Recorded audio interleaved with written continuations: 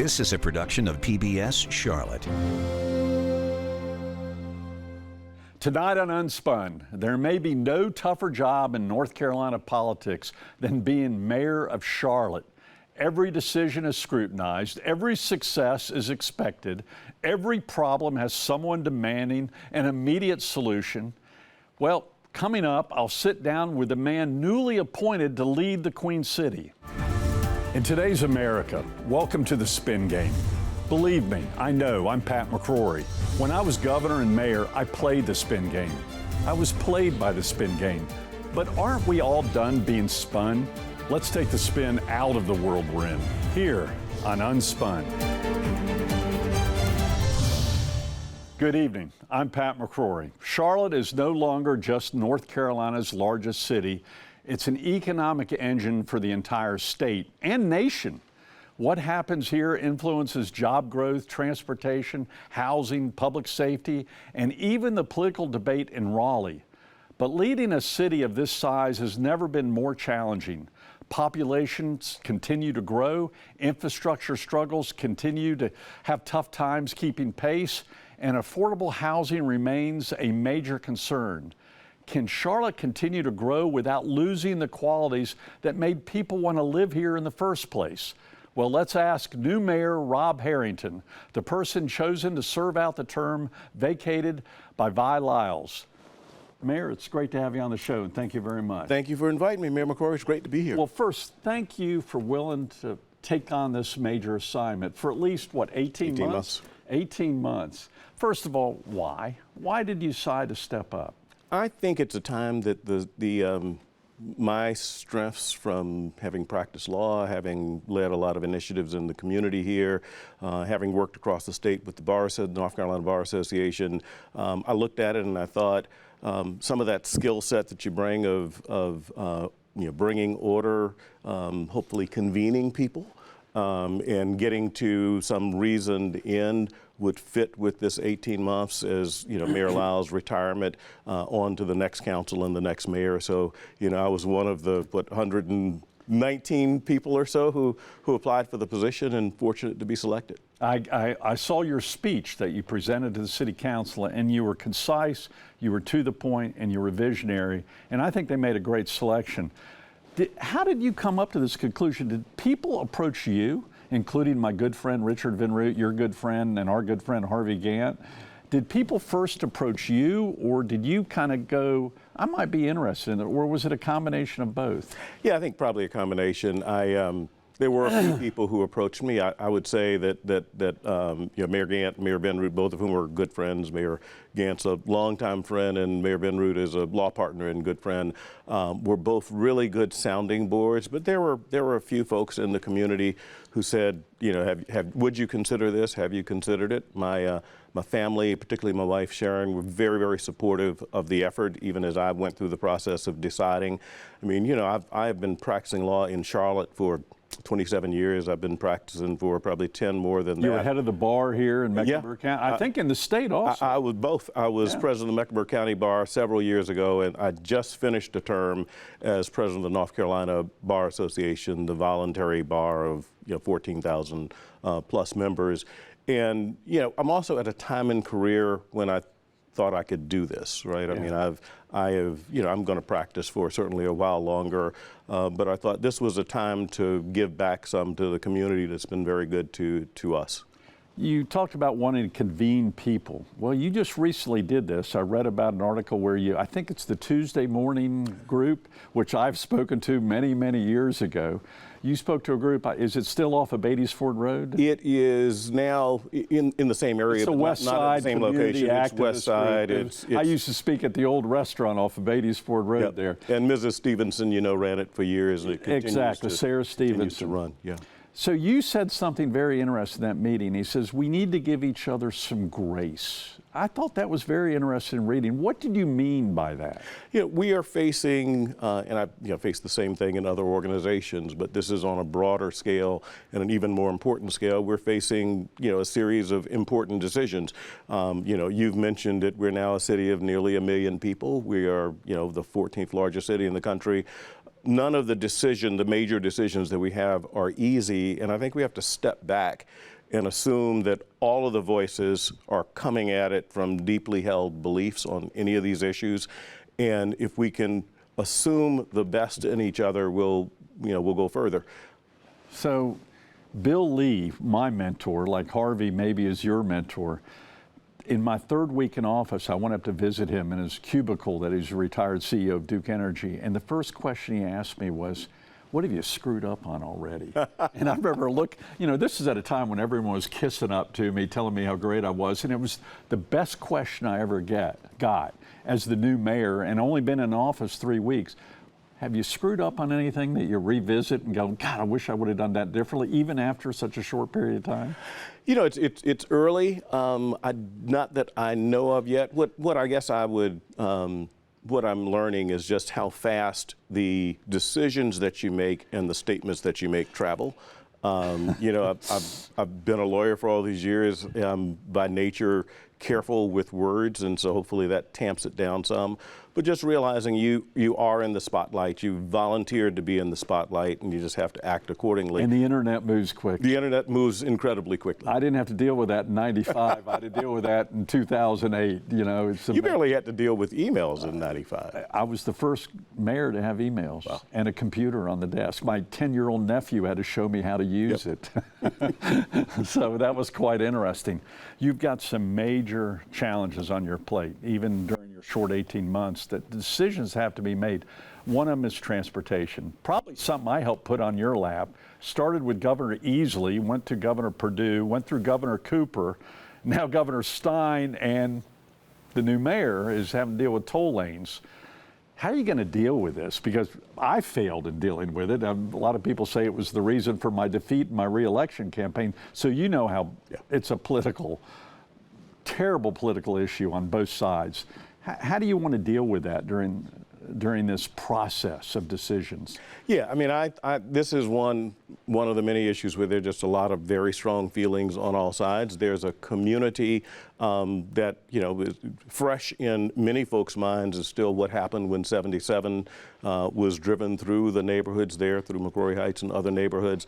And that concern about what will happen, particularly to residents and folks in the neighborhood, is still there, and it's still fresh for a lot of folks.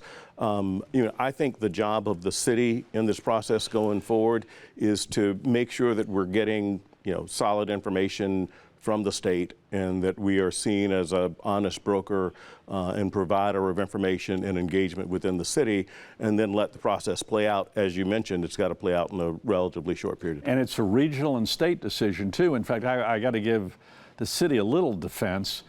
This has been on the state plan for 20 years. I mean, through 4 governors, and the state's been kind of silent on this. Of course, when it was presented to the city council, kind of at the last moment, everyone went, oh my gosh, gambling in Casablanca. Well, it's been around, but I think due to the political factor, everyone was stepping back. Now it's in your plate. It is here. It's in front of us. I mean, obviously, city council made a decision in May on it. There remains, probably decisions to be made given what's in the budget bill and the timelines that the budget bill indicates. And, I think we're just in a position where the community is going to have to be heard, and council is going to have to figure out, whether to act and how to act. What are some other major issues that you're going to have to deal with even in your short 18 months? Yeah, I mean, a couple come to mind. We've got a current moratorium on data center permits.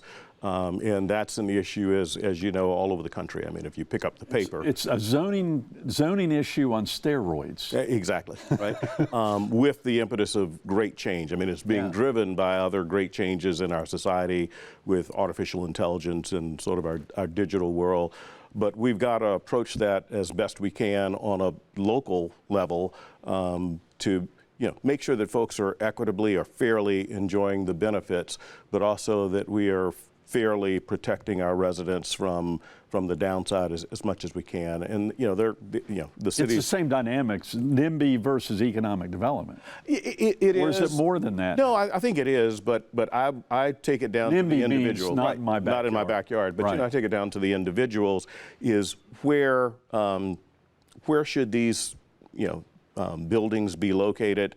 But perhaps even more than that, how do you regulate them, right? Yeah. And so, what restrictions is the city able to put on the development of particularly the large data centers when they're in neighborhoods and they're affecting people and their families? One of the great joys I had during my 14 years was bouncing this off of other mayors.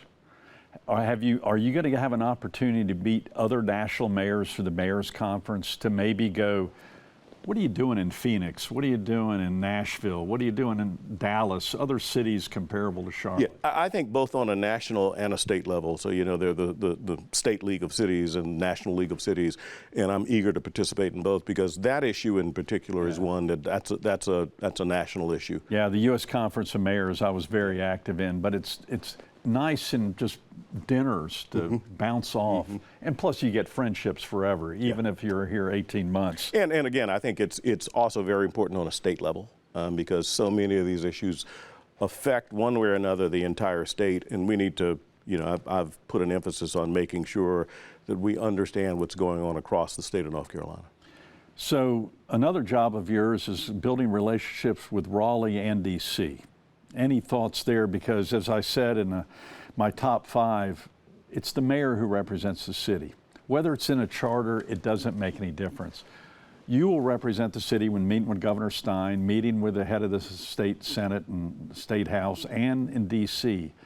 What are your thoughts in establishing or reestablishing those relationships? Yeah, I have had the pleasure of knowing the governor at least from a distance for some time, and had interacted some with his father. I look forward to continuing to work with Governor Stein, and also to getting to know people in the legislature. I had some interaction, at least indirect, as president of the Bar Association over the last year, and it's one state, and it's well, that meeting, that building is a block away from the state legislative building, and it's next door to the mansion. Well, so that's the state bar. That's the state bar. Okay. The Bar Association is out in Cary, but the same principle applies. I've spent a bunch of time in Raleigh, and these are just these are relationships. I think Mayor Lyles did a fantastic job of building and maintaining relationships with leaders across the state, and I think it's incumbent on the folks who follow her, including me, to do the same thing. You told me right before the show that you've talked to Richard Vinroot and Harvey Gantt. We're talking to each other for the first time. Have you thought about going back and maybe the history and going, how did you handle this? Have you asked Richard that, for example? Yeah, and Harvey. I've Harvey had Gantt, Richard Vinroot. Leading into as the council was making its elections, I had good conversations with both of them. I certainly intend to lean on them for their reflections and their counsel as we move forward over the next, I guess now 17 months. But both of them are great friends. In the remaining minute, what do you think the number one priority is for the city, and what is your vision for our city, both as mayor and as a great public servant and citizen? Yeah, for me, those things collapse, and we can talk about data centers, and we can talk about I-77, but I think it's adjusting to being a city, a very diverse city of 1 million people, and how we address each of these situations hopefully sets a model for how we address situations going forward. How we talk, I keep saying, with each other instead of to each other, how we share amongst the whole, and whether that's neighborhoods, grassroots, business, instead of feeling like we're giving to. If we can work on that model and improve it, then I think we'll have success over the next 18 months and set us up for success going forward. In the remaining 30 seconds, you're going to have a lot of people running for mayor who serve on the council. Oh my gosh, I've had to deal with that before. Are you going to get involved in the next mayor's campaign at all, or are you just going to stay away from the politics, or you don't know at this point in time? My goal at this point is to stay away from the politics, but try to manage the process so that folks who are stepping up to run feel like they get a chance to be heard. Each of them gets a chance to be heard, but the city's business gets conducted. So. Mayor, again, thank you very much for willing to serve. You're mayor for life. Don't forget that. Thanks for having me here, Mayor. Appreciate it. Congratulations.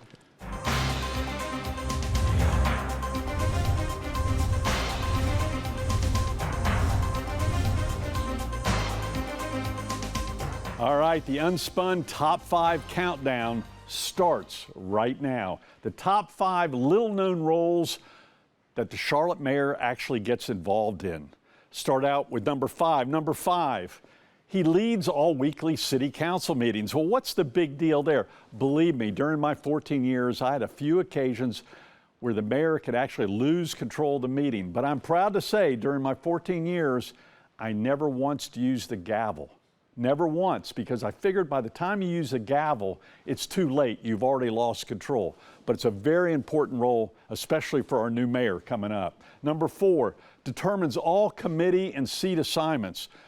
You think, well, what's the big deal about that? Believe me, determining committee assignments is a big deal because it's political, and you're dealing with city council members' egos on what committee they get on and who's the chairman of those committees. And also seat assignments, what's the big deal? Believe me, it's a big deal. I put Al Rousseau, then Mayor Pro Tem, on my one side for one reason. He was deaf in one ear. And I put that ear on the other side with Ella Scarborough, and I could tell Mayor Pro Tem how to vote. Ella couldn't. It worked. A little strategy there, being mayor. Number 3, represents the city to state and federal legislators and the White House. This is a very, very important job because only the mayor can speak for the city in front of the state legislature, the governor, even the president of the White House. They don't want to hear from city council members or the city manager. It's the mayor who represents the city, and the mayor has got to be a strong salesman. Number 2, front person for prospective business prospects who want to consider Charlotte to bring their business to. And this is where the real sales job that a mayor must have is when they meet with these CEOs and even the board of directors of these major companies throughout the United States and the world. They're looking for the mayor to have confidence, give them confidence that Charlotte's being run the right way. And number 1, declare a state of emergencies. Yes, there's always going to be major emergencies due to major storms or major violence or man-made disasters. The mayor is the lead during these events.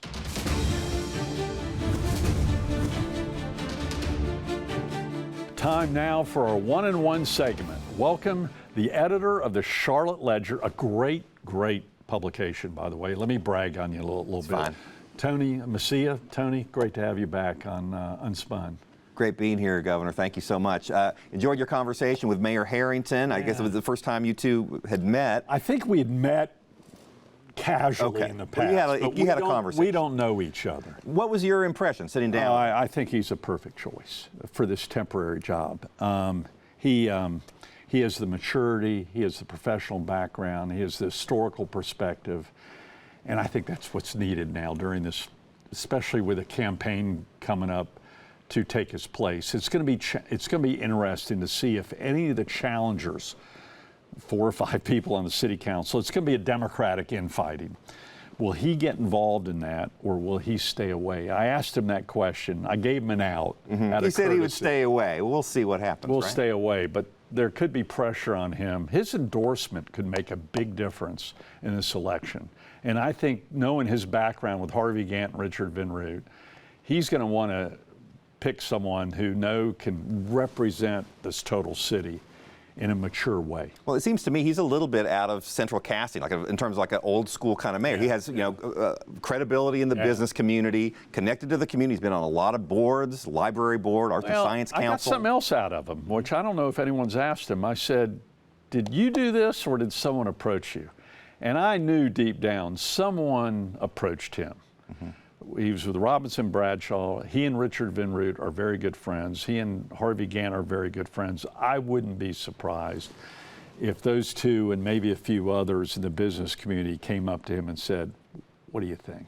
Is that usually how it goes? Yes. I mean, someone comes up and says, hey, you've been doing this great job as a community organizer, or whatever, I think they pull him. Well, I've seen a dynamic. Sue Myrick, who we're going to have on a future show as pioneer in politics, was really the first maverick and community organizer. Before that, we always had business people with a lot of academic, business, or legal background.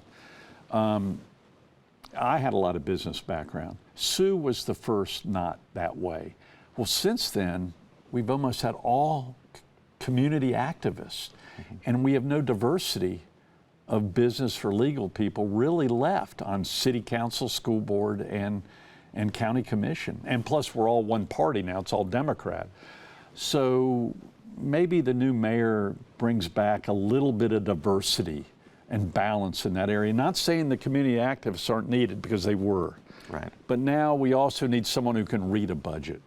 Well, we were talking in the control room watching your interview, saying, and some of the comments were, wow, he has a great voice. And he has sort of a gravitas to him that I think you were saying it's important for our time right now. Is that a big, being able to carry yourself in front of the cameras and instill confidence? How big of a deal is that? Absolutely, and I think the real test will become during a controversial city council meeting, where he's going to have to turn to some council member who's crossing the line in behavior and go, we're not going to have any of that. And will that person then challenge them even more? That's where your real credibility came. During my 14 years, I kept control. Only one time, I had one council member come and whisper in my ear during a very contentious meeting, not publicly, but in my ear, I'm going to kick your butt. I'm toning it down. Whispered in my ear in the parking garage after this meeting. Do you want to name names? I'm not going to mention a name, but another council member came up to him and said, get back to your seat. We're not going to put up with that. So I had protection too. And I'll never forget, council member Sellers protected me from that council member who was, these things get emotional. They get personal. Well, it seems like the role is also to be the adult in the room, because things can get emotional. You can't lose that as mayor. And Bi never lost that, and I hope the new mayor doesn't lose that either. Is it limiting to him to say he's not running, he has 18 months, he's already kind of a lame duck? Does that diminish his power? That's a great question. I think there's a pro and con to that. I think all these people running for mayor are going to be respectful, because the good news is he's going to be on a honeymoon. People are going to go, you better not jump on this new guy who volunteered. But in the other regard, the other council members are going to go, you're out, we don't have to worry about you. I go with the first, that people are going to have a difficult time challenging him unless he does something foolish between now and then, which I don't expect. Right. But the toll lane is going to be tough. There are a number of issues coming up. One of the things he said in his interview with you, and he said, as a lawyer, he's familiar with being careful with words. And that's one thing that struck me watching interviews. It's hard to get news-making bits out of him, and for not being a politician, he has this lawyers ability. Roy Cooper has that ability. Stein has a lot of lawyers. Richard Vinroot had that ability. I did not have that ability.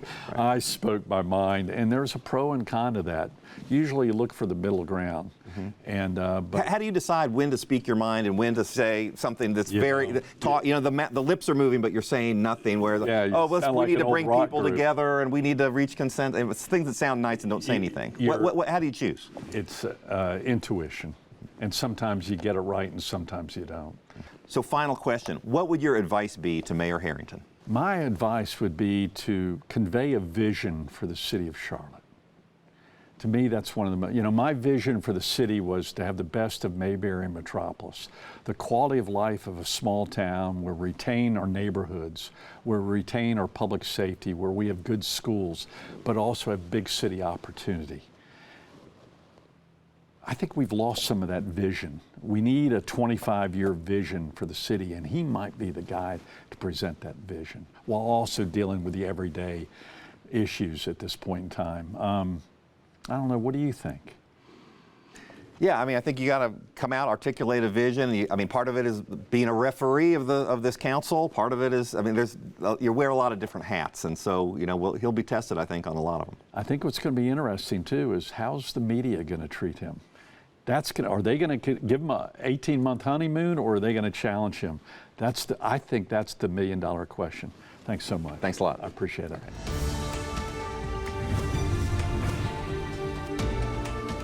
This September marks the 25th anniversary of 9/11. Before 9/11, Americans expected their mayors to run cities. After 9/11, they expected them to lead through crisis. Why? One name, Rudy Giuliani. Yep, when terrorists attacked the Twin Towers, the mayor of New York City became the first public face of the crisis for millions of Americans. Standing amid the smoke and the chaos, he told the country what was happening. He showed courage and empathy and reassurance when people desperately needed all three. He became more than a mayor. He became the voice of a wounded city and in many ways a shaken nation. Days later, he even appeared on Saturday Night Live. It wasn't about comedy. It was about giving a grieving country permission to laugh again and confidence that New York City would recover. His approach changed the job of mayor forever, everywhere throughout the country. Back home in Charlotte, I was the mayor during this crisis and immediately realized our community would expect the same kind of leadership during any major crisis. People weren't looking for political speeches. They wanted answers. Were the airplanes at our hub airports safe? Were our nuclear power plants potential targets? Should people evacuate Uptown's high-rise buildings? Were our schools and our water systems safe? What about our houses of worship, including both the Jewish synagogues and Muslim mosque? These questions couldn't wait until the next city council meeting. They had to be answered immediately by the mayor. And as mayor, I learned that in a crisis, information is reassurance. People want facts, they want honesty, and more than anything, they want to know someone is in charge. Often they simply need a verbal hug and sometimes even a physical one. It was one of the most stressful periods our country has ever faced and one of the most challenging moments of my time as mayor. Since 9/11, Americans no longer expect their mayors to just fill potholes or approve zoning cases or cut ribbons. They expect mayors to lead through the unthinkable, and that's exactly what the job has become. Mayor Harrington, we wish you the best, and thank you for willing to take on everyday work and also crisis. Well, that's the truth as I see it. I'll see you on the next Unspun.